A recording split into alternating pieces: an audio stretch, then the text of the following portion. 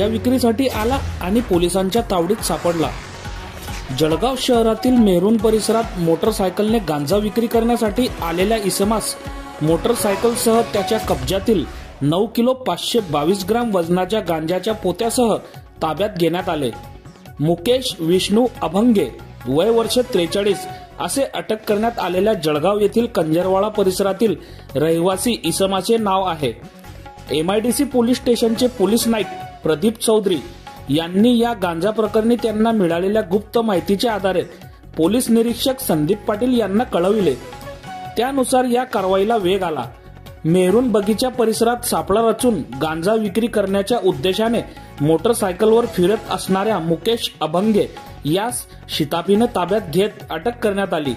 या कारवाई प्रसंगी शासकीय पंच, फोटोग्राफर, वजन काटाधारक, फॉरेन्सिक व्हॅन आदींना घटनास्थळी पाचारण करण्यात आले।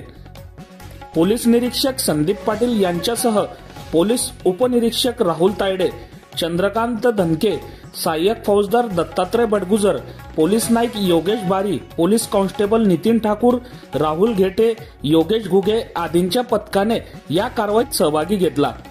9 किलो 522 ग्राम गांजा आणि गुन्ह्यात वापरलेली होंडा युनिकॉर्न मोटरसायकल असा एकूण मुद्देमाल 1,07,132 रुपये किमतीचा या कारवाईत जप्त करण्यात आला।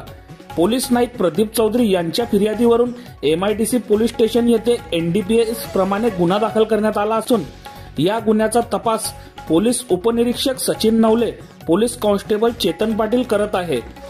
अवैधरित्या अंमली पदार्थाची विक्री करत असल्यास त्याबाबत MIDC पोलीस स्टेशनला तत्काळ खबर देण्याचे नागरिकांना आवाहन करण्यात आले आहे। खबर देणाऱ्याचे नाव गुप्त ठेवण्यात येईल। बघत रहा MH19 न्यूज।